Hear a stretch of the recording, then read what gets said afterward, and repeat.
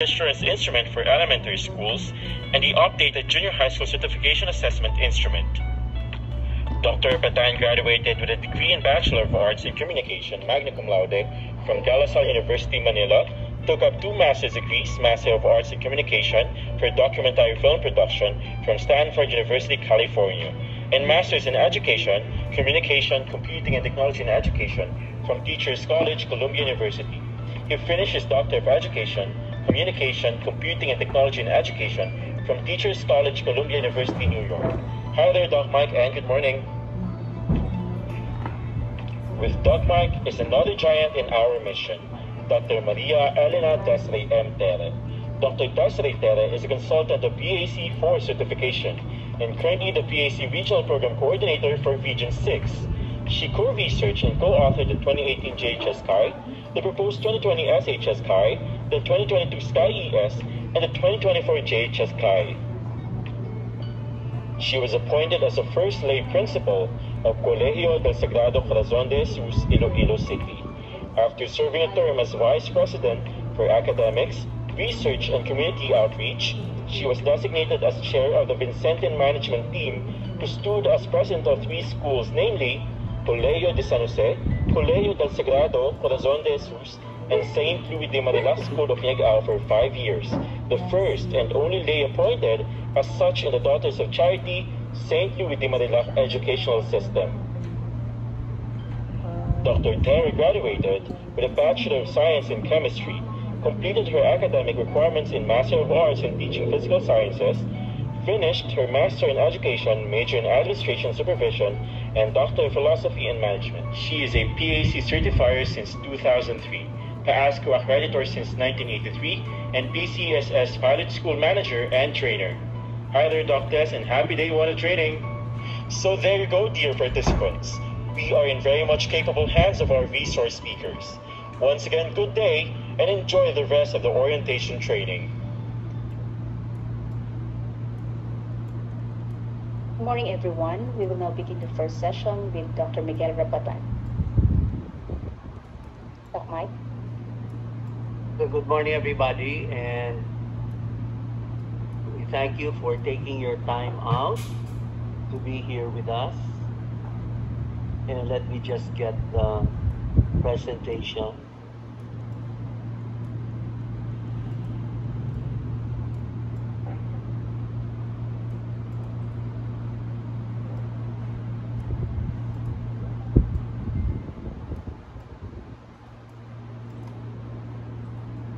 So for the next 2 days, we are having the updates on the 2024 PEAC Junior High School Certification Assessment Instrument. I will be taking the first part, which will deal with the core areas of the Junior High School Certification Assessment Instrument.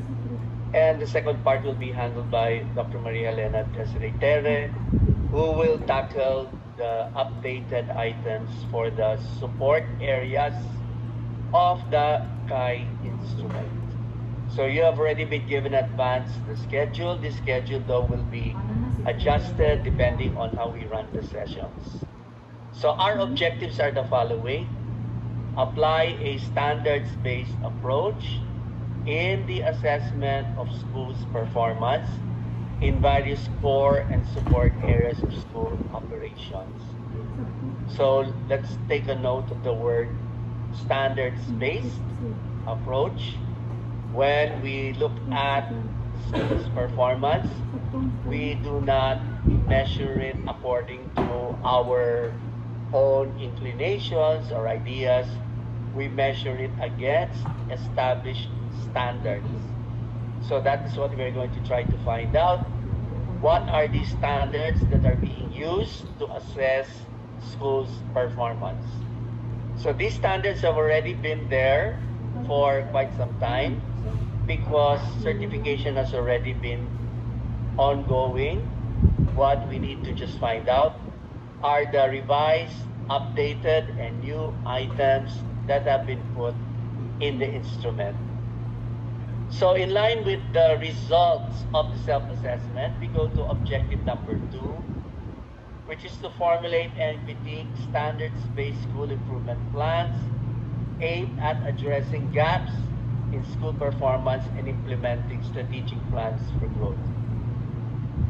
So after knowing where we are in relation to standards, in number 2, we now think of how do we now address those gaps by formulating the SSIP, the Standards-Based School Improvement Plan. And lastly, objective number 3, we also see the need, based on certifiers' feedback, for schools to have a plan for the presentation of school evidences and certification as indicated by the Junior High School Certification Assessment and Users Guide.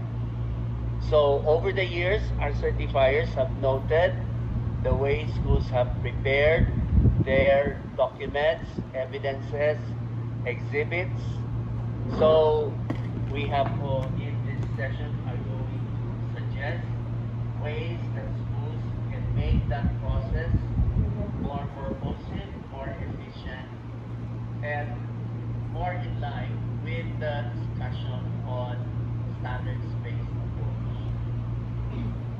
As already given to you during the House rules, you'd just like to reiterate here that since there are about 500 plus of you, we need to observe just a few guidelines. Number 1, you may ask the questions after the talk.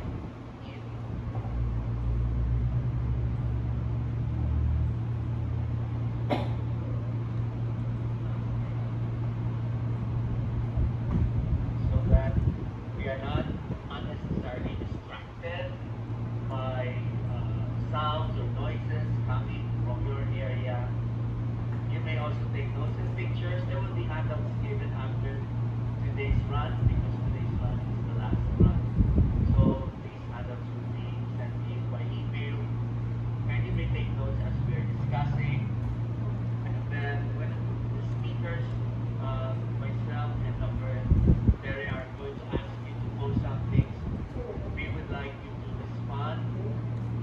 And your response will be the evidence of your participation in this seminar. And we've already sent you some information sheets, which you are asked to download later.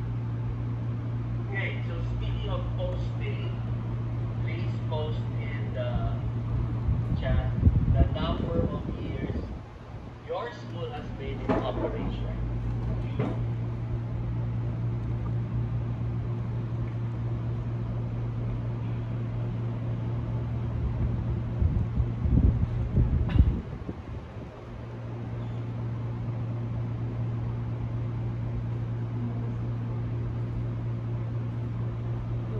Okay, I can see some are saying 35 years, 26 years, 67 years. That shows the school has really been there for a long time.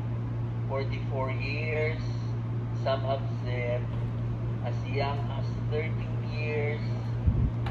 29, 9 years. Others have said 3 years, so this is a very young school. 12 years. 97 years. So this school is already one of the pillars of the community. We have a higher number, 114 years. Which means that the school really has been the pride of several generations of families that have gone through the school. Okay, 77 years. Okay, so in general, many of us are in established schools already with long years experience. A few are new. Okay, it's good that you're able to post. That shows that you're participating in the discussion. Okay, so second thing to post. The number of years that you have worked either as school head, administrator, faculty, or staff. Okay, siguro naman wala dito magsusulat ng 100 years. Okay? So,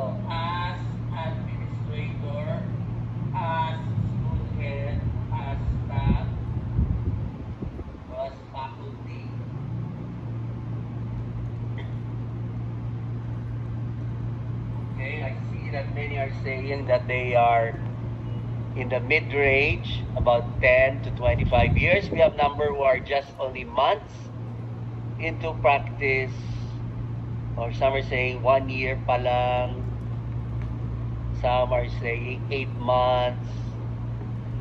Okay, so we have quite a range here. Somebody just posted 36 years in the profession. So that shows the dedication that we have and commitment in the profession. 79 years of service. Wow.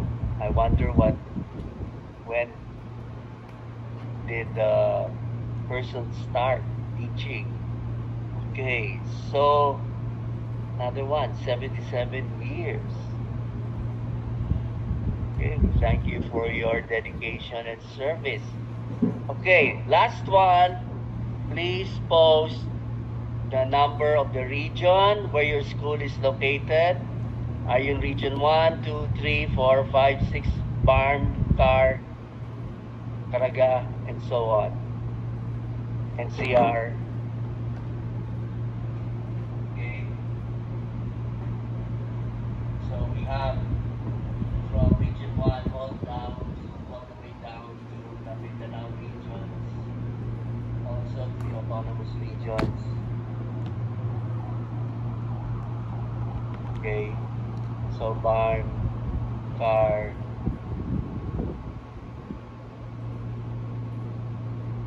okay, so you know now that through this platform we are able to reach administrators, school heads, and faculty all over the country. Okay. Thank you for posting. And may I also just say here that later on, we will have another exercise where you will be answering a poll. Again, the numbers that you posted, the region of your school, these give us important information regarding who is present in today and tomorrow's webinar. Okay, so now let us go to the first session, which is the background on and framework for the development of the updated VAC Junior High School Certification Assessment Instrument. So before we discuss what are these items, let's first take time to understand the background. How were these new, revised, updated items developed? What was the process? Okay, so usually any certification document gets updated every 5 years. So we had the last one around 2016. So we need to now update the instrument and to be able to make sure that it is responding to new concerns. If there's any, there's one word that will talk about or describe the big picture for the updating. It is the word disruption. Because of disruption, we have a lot of new challenges, and with the challenges, the DepEd responded that with new standards, and because of disruption, we are trying to make schools more responsive in delivering quality education without any break in the learning continuity of the students. So this disruption, as you well know, started primarily during the pandemic, where the whole world realized that things of global magnitude, like the infectious disease of COVID-19, could certainly disrupt everyday normal life. So that national shutdown of classes in 2020 pointed to what people have been saying all along, which is that we now live in a VUCA world.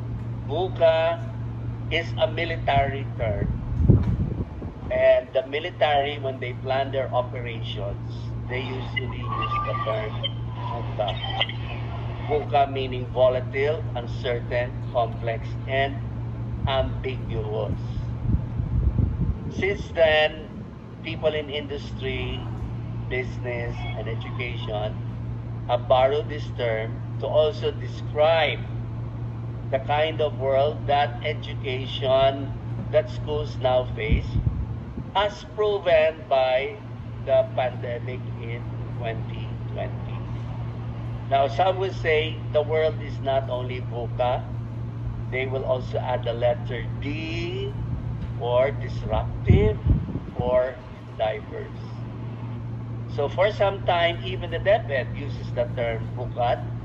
Others have another term called BANI, B for brittle, A for anxious, N for nonlinear, I for incomprehensible. Again, to describe the kind of world we are living in contemporary times. Whether or not it's VUCA or BANI, whichever you prefer, both talk about disruption. And the challenge of disruption was whether schools could continue. But as we have seen, the pandemic could stop schools, but it could not stop education. So, in line with that, the DepEd responded with several measures so that schools are functional during after the pandemic. So the first one was the issuance of DepEd Order 12 Series 2020, which started to require schools to come up with learning continuity plans.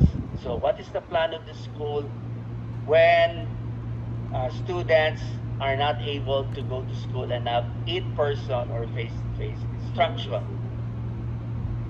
So in line with that, there was another DepEd memo, an order that was issued, that the answer to continuing the students' learning is in the delivery of the curriculum and instruction through various learning modalities. So we now have not just the in-person mode of teaching, we also have the online, the remote, or the modular, or the hybrid.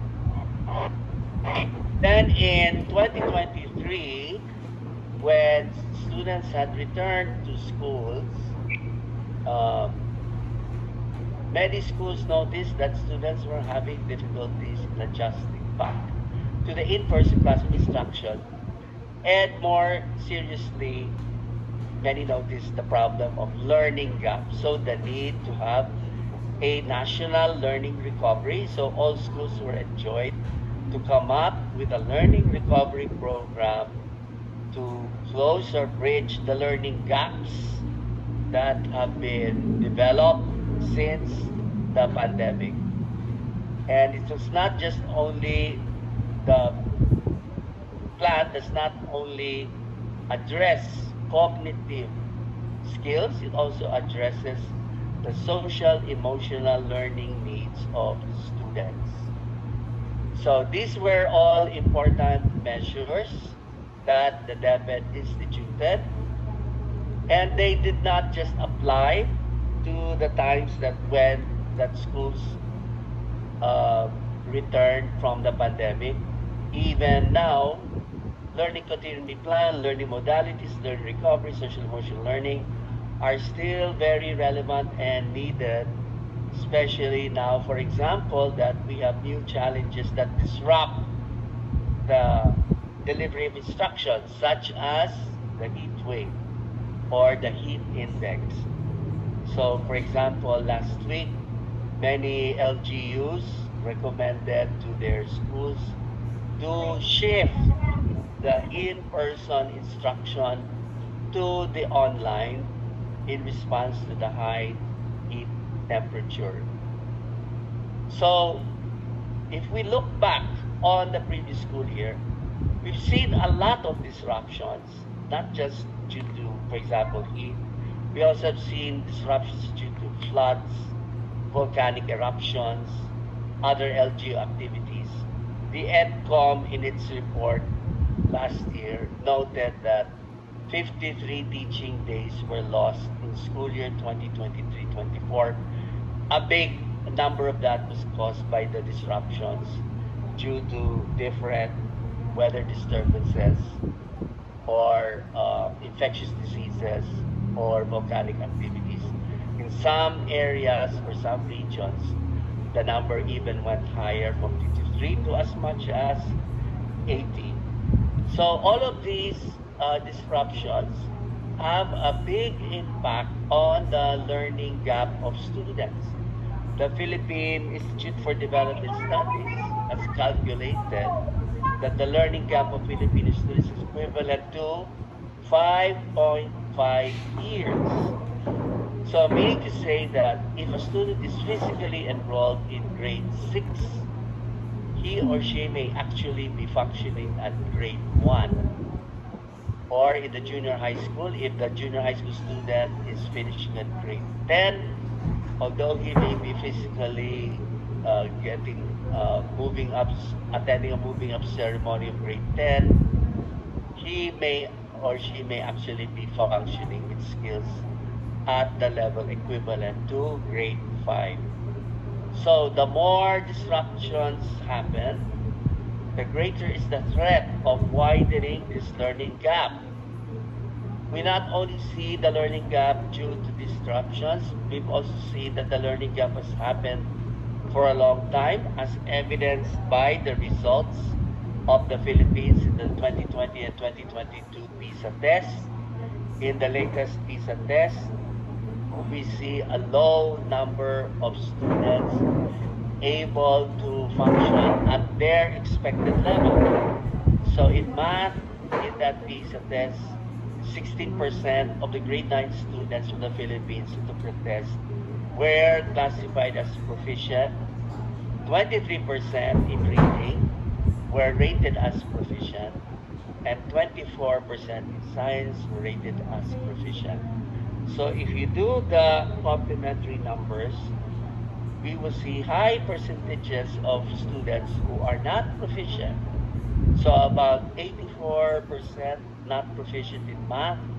We have about 77% not proficient in reading, and 76% not proficient in science.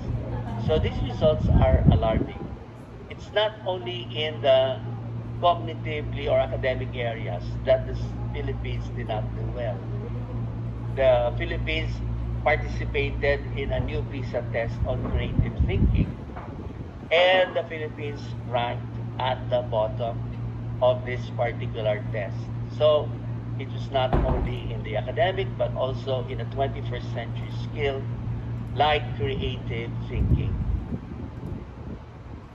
So with these results, the Philippines being really already functioning internationally at very low levels, there needs to have a learning recovery plan in place, because we are not only seeing low learning scores, we are actually in the middle of a learning crisis where our students are not functioning at the level that they are supposed to be. And because they are not functioning at the level they're supposed to be, they need to be developing the ability to address the challenges and to be resilient, so that even if there are difficulties or disruptions in teaching and learning, students can also respond. Students develop independent learning skills, which is very important in the students' learning recovery. So, due to all of this background, due to the complicated or complex landscape of disruptions, DepEd is now enjoining all schools to respond more purposefully. So these responses to disruptions are now reflected in the standards of the updated BAC 2024 Junior High School CHI. So we have standards related to learning continuity. We have standards related to learning modalities. We now have standards in the instrument related to learning recovery, and we have standards in the instrument related and addressing the mental health of students or their social emotional learning needs. Okay? So as you can see here, we have these new requirements in terms of the school's formulation of learning continuity program, technology integration in teaching and learning, use of different learning modalities, social emotional learning, control of infectious diseases. So lately in some parts of the country, we've had outbreaks of dengue or outbreaks of other infectious diseases. Learning recovery program is another part of the requirement, and the implementation of revised K-10 curriculum, formerly known as the Matatag curriculum. So all of these new requirements, again, which I said, are in response to the challenges brought about disruptions, again, are there because of quality assurance. Since ESC programs receive government subsidy in the delivery of the national program or in the national curriculum. So schools have to show that they are delivering with quality. Hence, we have the certification assessment instrument that enables schools to say that they are delivering the national curriculum program with quality. Quality assurance in itself composes of two parts. One called the internal quality assurance, IQA, and the other one called the external quality assurance, or EQA. So as we can see here in this definition, quality assurance encompasses school self-evaluation. So that is the internal quality assurance. The school takes time to review the way it is achieving established standards. So the school conducts self-evaluation. Now, the school may say that they are doing all right, but how do we know that that would be an accurate self-evaluation? So there is a need to have an external group come in. So this is the external evaluation. In the case of the BAC certification, the external evaluation is in the form of the certification visit by trained certifiers trained by BEHC. So this is now the EQA. So schools benefit when they have both the IQA and the EQA. So the instrument that we are now presenting to you with the updated items is meant to help your IQA, internal quality assurance, and EQA, or external quality assurance. By presenting these updated items to you early, schools are now able to do advanced planning, and you can already do some form of early detection before the actual visit of the certifiers. And of course, our main consideration why we're constantly updating the certification assessment instrument is because schools, by their very nature, are always seeking to improve themselves. Continuous improvement is part of our work as educators. Education is a very dynamic field. The things that we learned yesterday may not be true today. So in order to be ready for tomorrow, we need to be updated on the trends and incorporate them so that if we have new challenges in the next day or in the next year, then we are very much prepared to meet these challenges. So these are the 9 areas of the certification assessment instrument, and we will show you where the updated items are. So this is the summary of how many items have been updated, revised, or added. So for the area of philosophy, vision, mission, goals, and objectives, we have not added anything, so that still remains the same.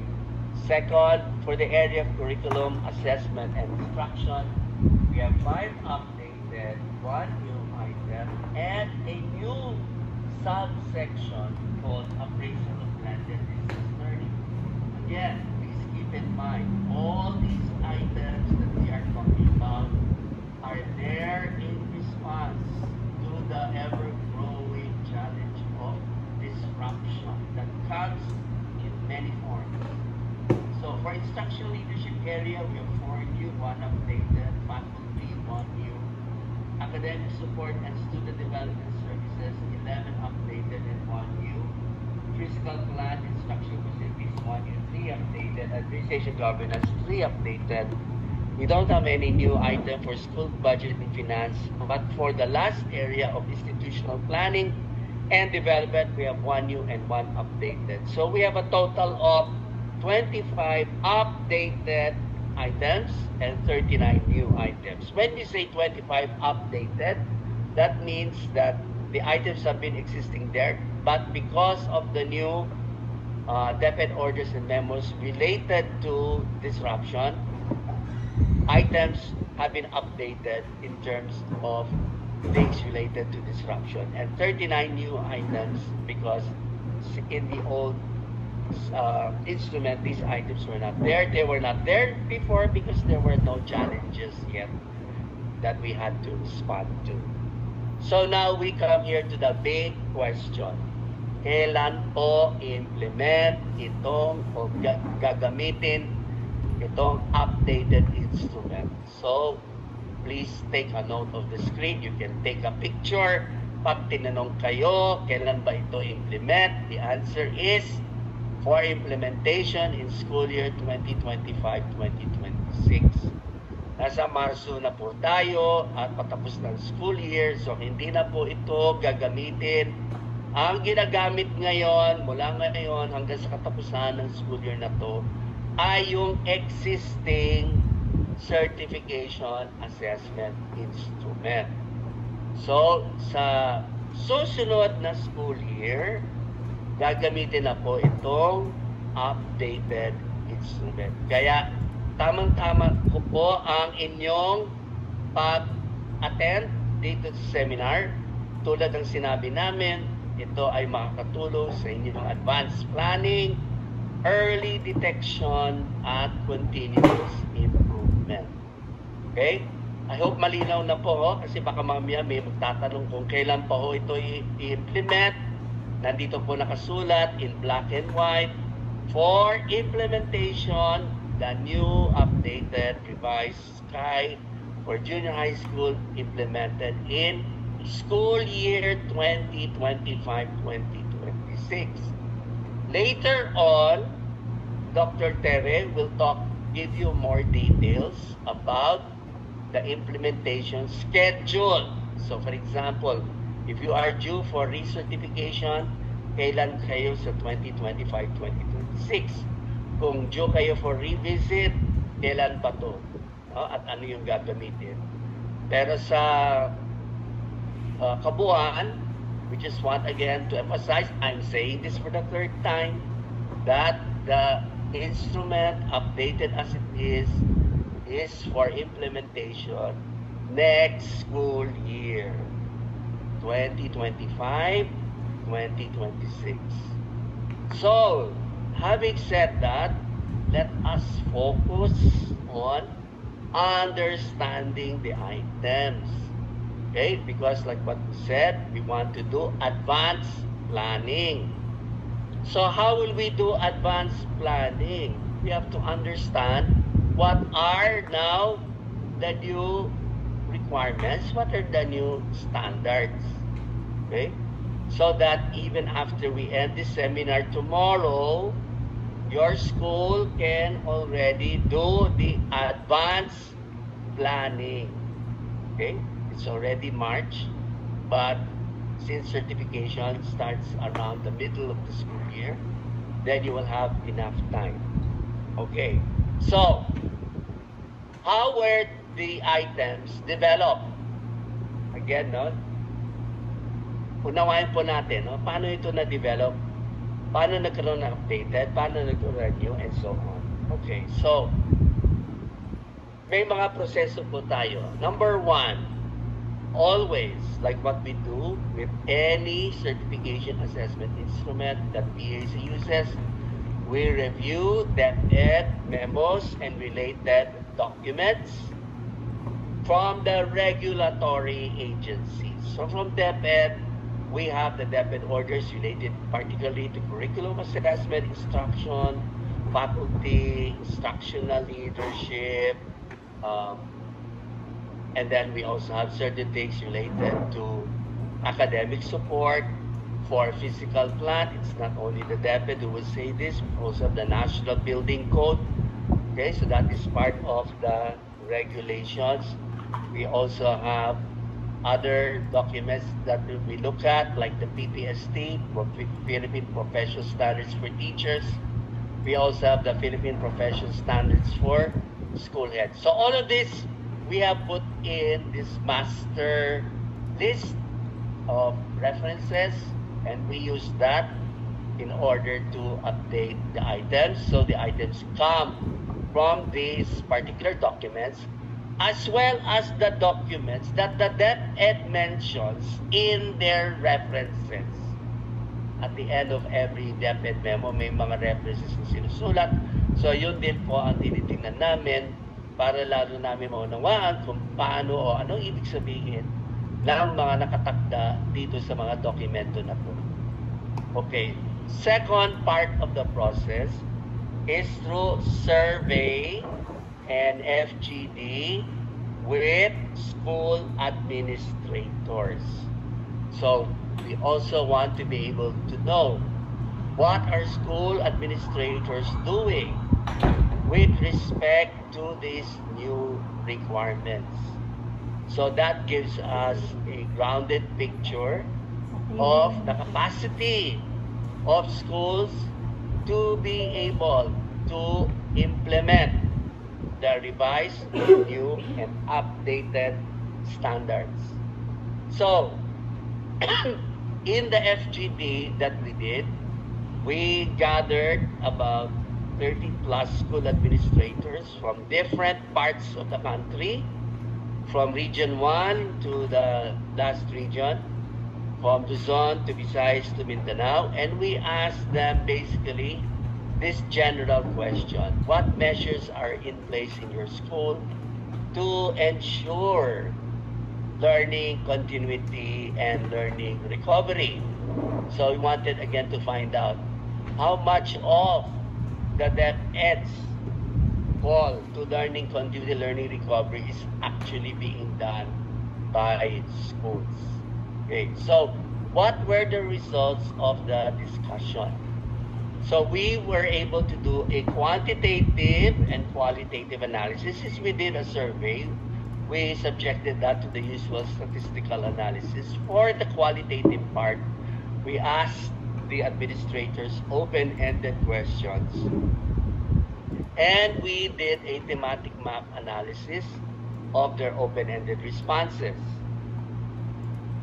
So this is what we call a thematic analysis. What you see on screen is a visual representation of the comments of different administrators. So you can see there are like hubs at the center. You have certain central nodes radiating outwards. So those nodes at the center, they are like the anchor statements, the mother statements, mother comments that administrators make. And around them are related comments regarding the mother comment to a specific issues. So what happened in the analysis? Participants' remarks during the analysis of core areas. We're looking now at the core areas. We found out based on the comments, that if we clustered the comments, we would have the following themes. Number 1, academic integrity and digital citizenship. Number 2, assessments. Letter C, faculty. D, instructional design. E, instructional leadership, administration, governance. And F, technology selection, access, and support. So these were the main things that administrators were saying that they were doing in your school in response to the problems of disruption. So let's take a look at each area and see what the comments consisted of. So for academic integrity and digital citizenship, many schools acknowledge the problem of academic integrity. When we say academic integrity, we mean the students' ownership of their own work, that they themselves are the ones doing the work and they're not asking anybody else, nor are they plagiarizing and claiming that that is their work. So in the pandemic, because face-to-face in-person supervision was very low, there was difficulty in checking that the students were doing their work. So the administrator said, yes, it is a common problem that we have. And in line with that, their response was to orient students on netiquette, proper use of digital technologies. So if they were going to submit works online and they were going to use certain applications, students had to be reminded of these guidelines on netiquette. For the second theme of assessments, many school heads said that they prioritize formative assessments, especially in schools where there was a homeschooling program. So this meant that the school had said that they instructed their teachers to ensure that students were getting a lot of exercises instead of being given one summative assessment or another. And they know that since there was a problem in face-to-face contact, giving the interventions was not going to be easy. Hence, there was a need to have a high number of formative assessments. And secondly, school heads also realized that they had to ensure the validity and reliability of assessments. So when it came to validity, they had to check that the tests teachers were creating were actually measuring what is supposed to be measured, and that the assessments themselves were reliable and the results could be acceptable across different grade levels. Third theme was on faculty. So many school heads reported that they had to analyze training needs in order to identify gaps in teacher skills. So since many schools were not prepared to teach in different modalities, teachers had to learn how to use these different applications or design modules for those in remote learning situations. So training was very important to do. Another thing that school heads mentioned is that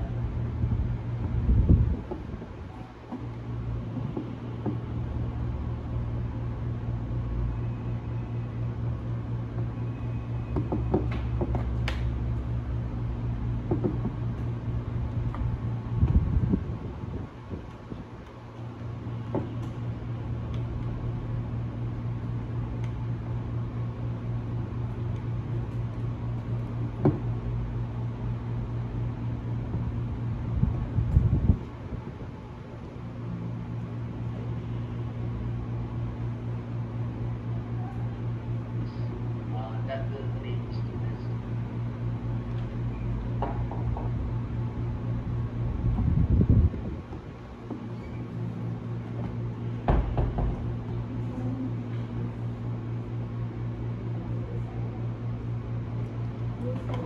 approaches integrating online. Yeah, you can have your practice today. Online work during some days, and some days it was the face-to-face type of teaching.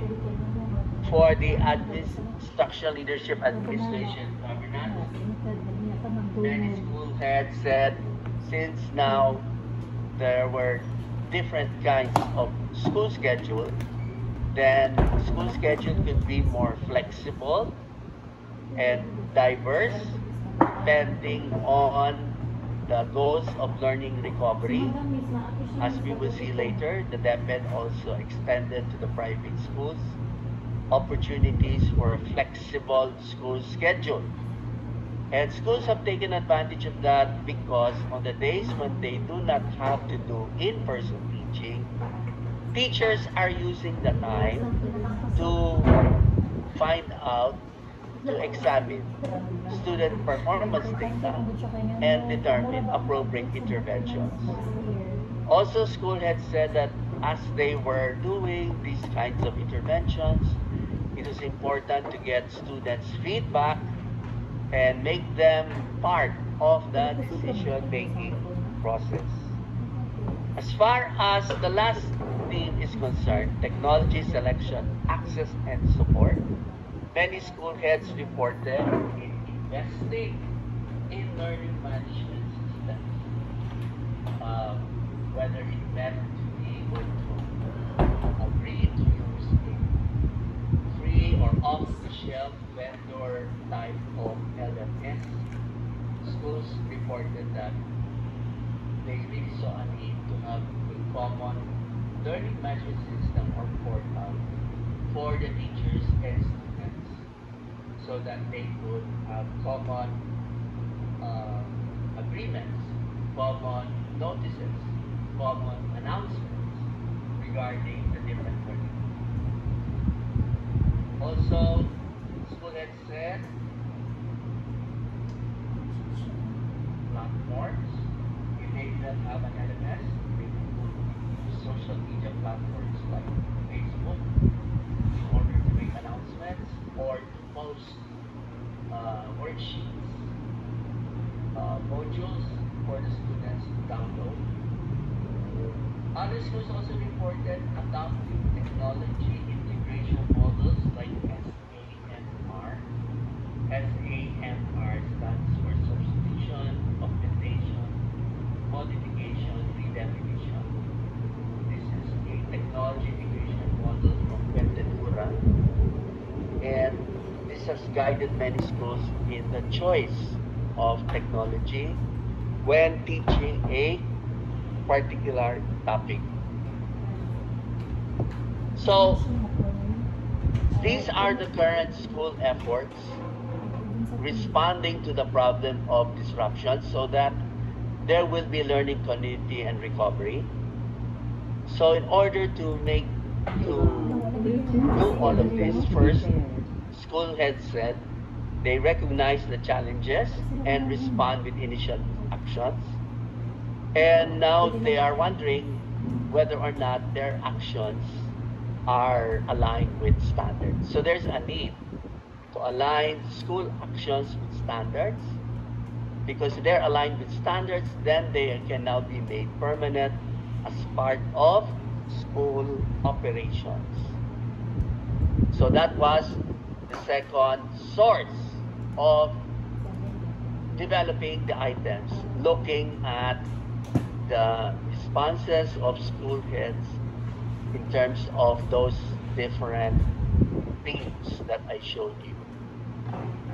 Another way that the new items were developed was we've now started to put into the certification assessment instrument a framework for stating standards of compliance.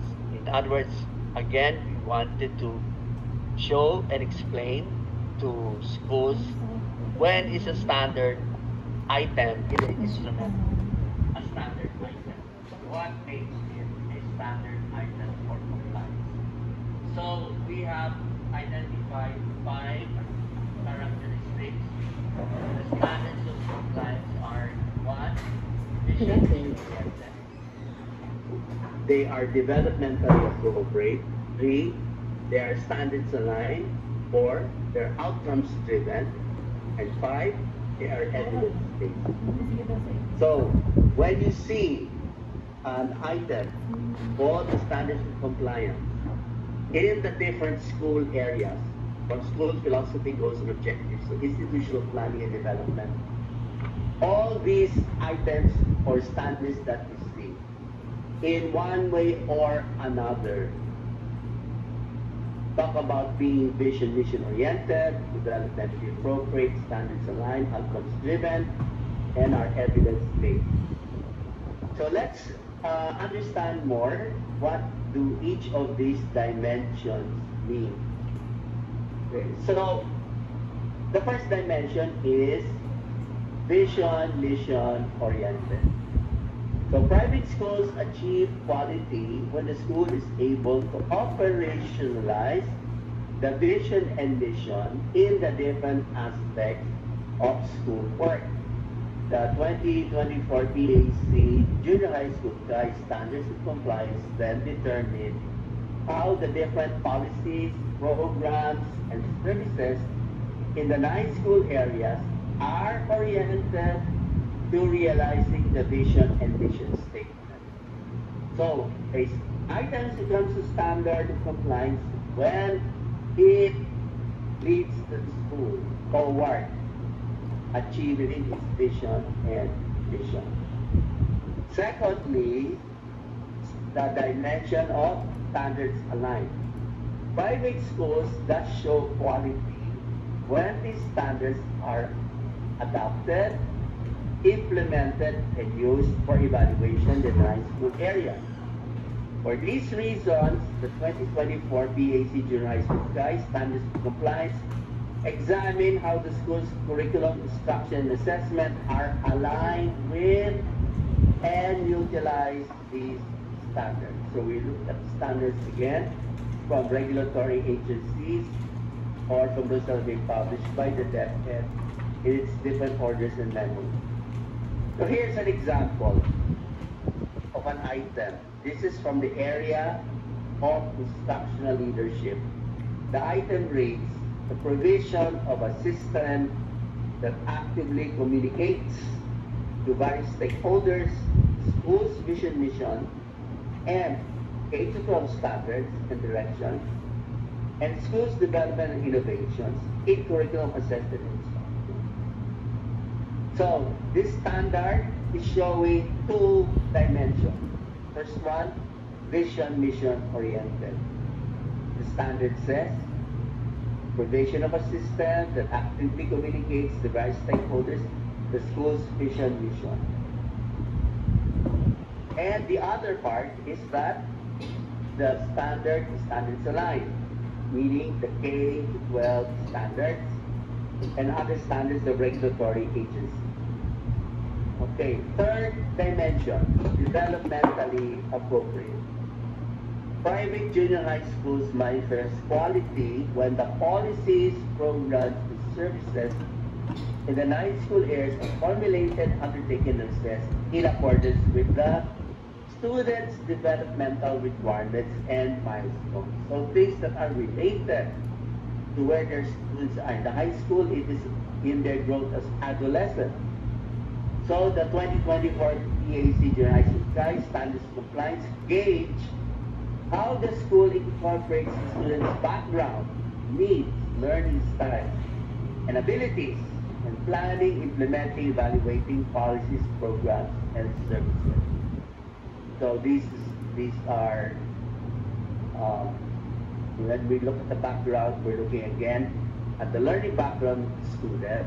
We're also looking at, for example, their social-emotional background and needs. So here's an example of another standard that shows the dimension of developmentally appropriate. A program for inventory and testing services to gather information on students' psychological and emotional makeup, academic progress, and difficulties in occupation, career, features. So this standard is showing the need or concern to be able to meet students' developmental needs.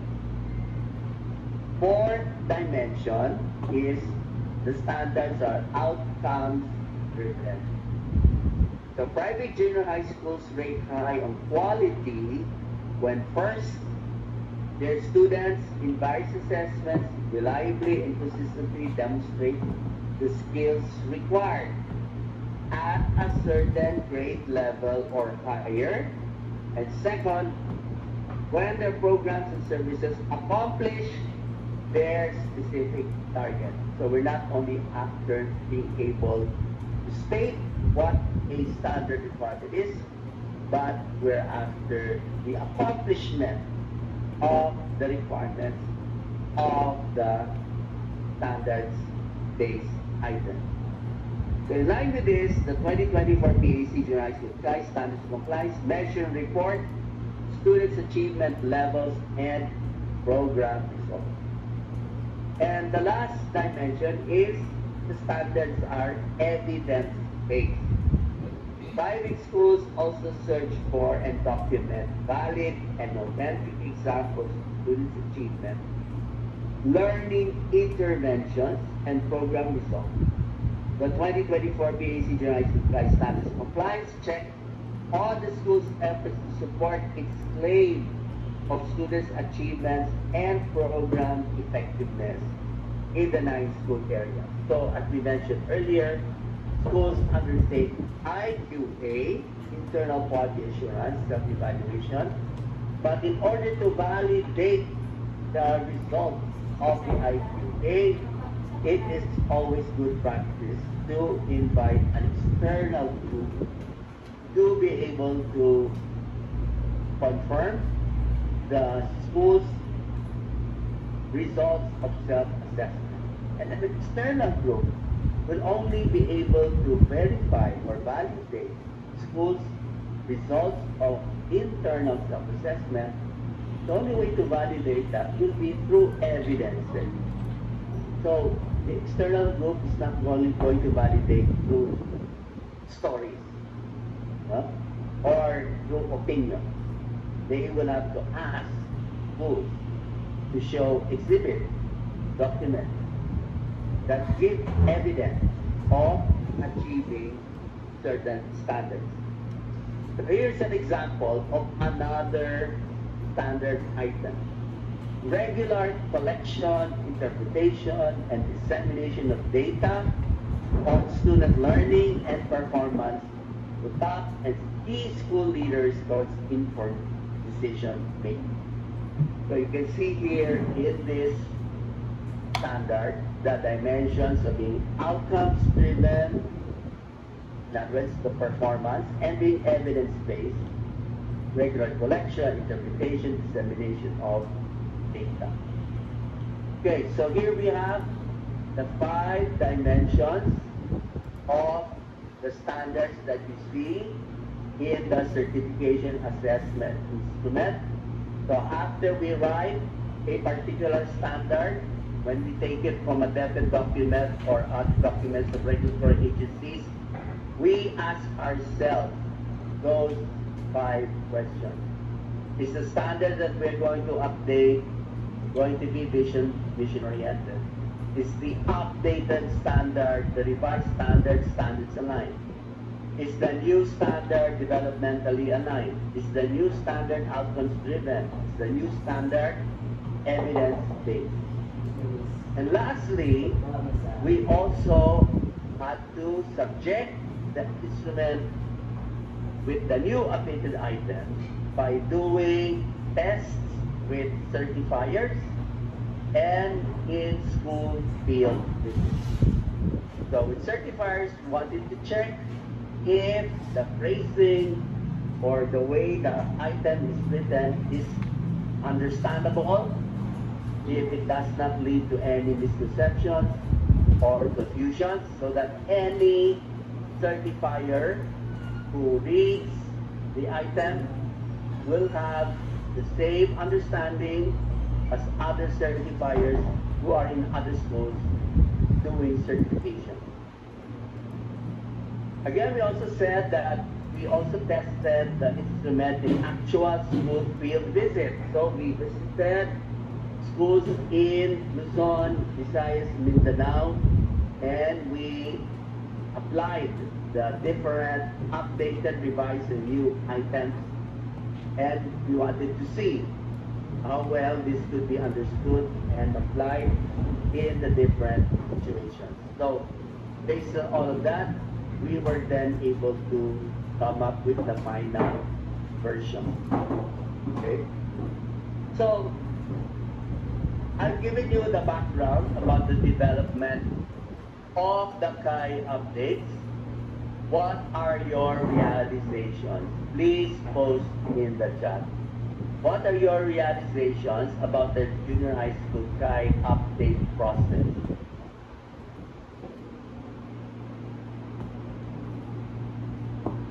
You can just type one sentence.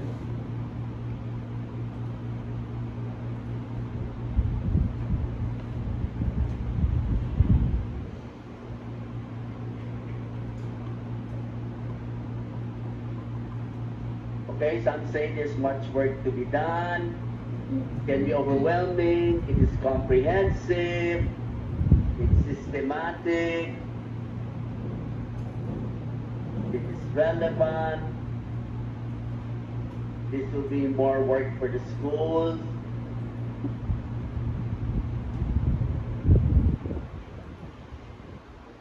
You see a lot of words like challenging, although we have not yet seen the specific items. Timely, adjustment, comprehensive, relevant,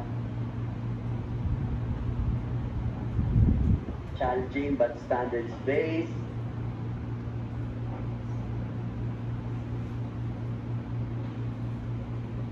okay. All right, thank you for your comment. Okay, so just keep that in mind, please. Every time you read the instrument, there was a process. Hindi po hinuhulaan itong mga standards na to. May pinanggagalingan siya para ang paggamit niya ho ay maging relevant sa situation natin. Okay, so we're now going to do a poll activity, and I will now ask our PAC staff to show the poll that you will answer. Mai, can we show the poll? Alright. So, you are now going to click on one of the choices for the 3 questions. Okay? So, the first one is, I work in my school as etc. And then number 2, which, with respect to the junior high school certification process, my school, whatever, no? Whether you've undergone it or whatever. And then third, with respect to the junior high school certification assessment instrument, I am in terms of your knowledge of the instrument. Okay? So, please answer now, so that we can already do the tally. Remember to click only on one choice.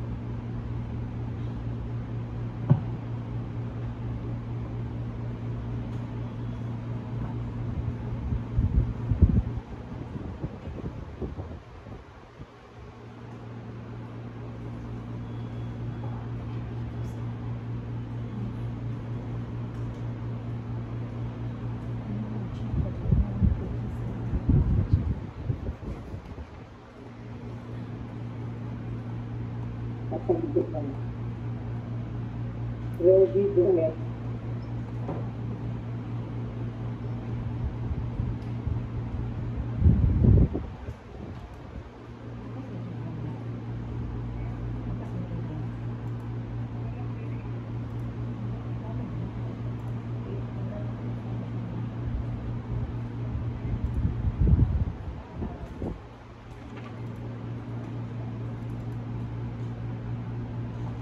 How much percent have already answered?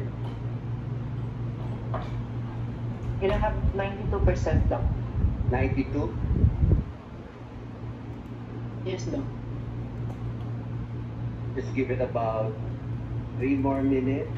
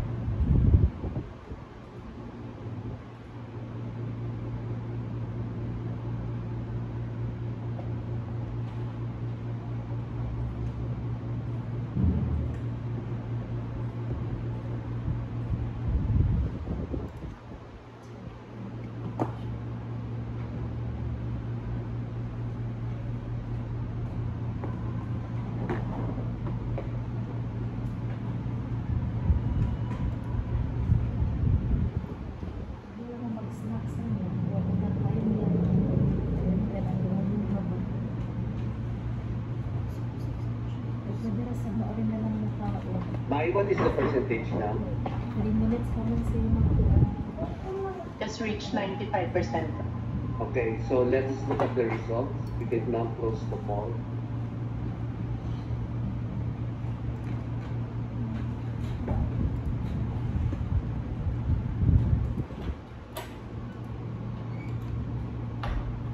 So on the first question, I work in my school as school head. We're about 27%.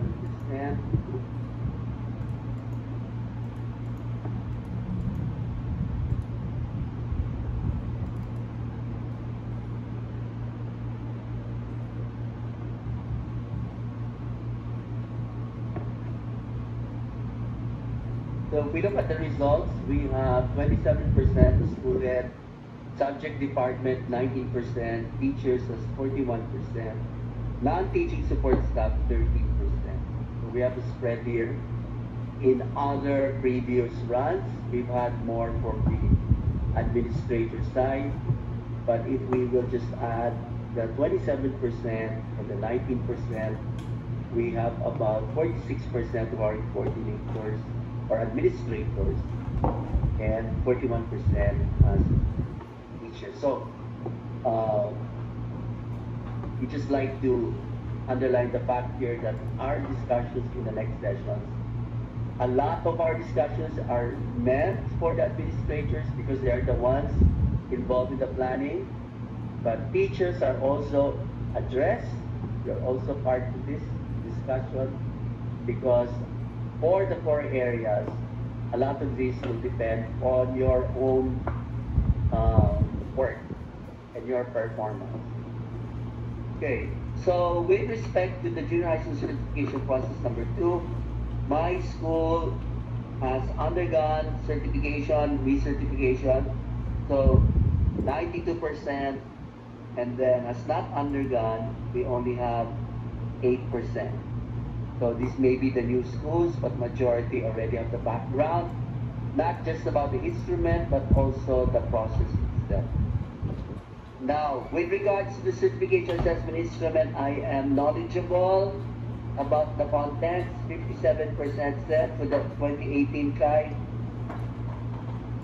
New to the contents of the existing 2018 KAI, the required standards, 43%. And maybe that's because you are a new teacher or a new administrator.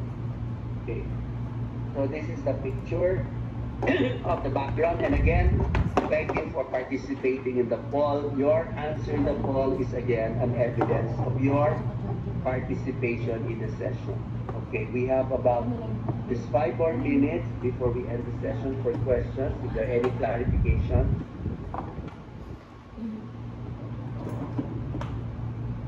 You can post them in the Q&A.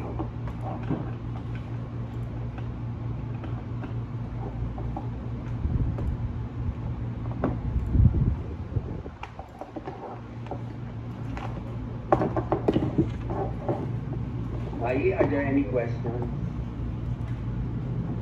Currently, we do not have a question in our Q&A, but we have a question in our chat box a while ago. Let me just check that.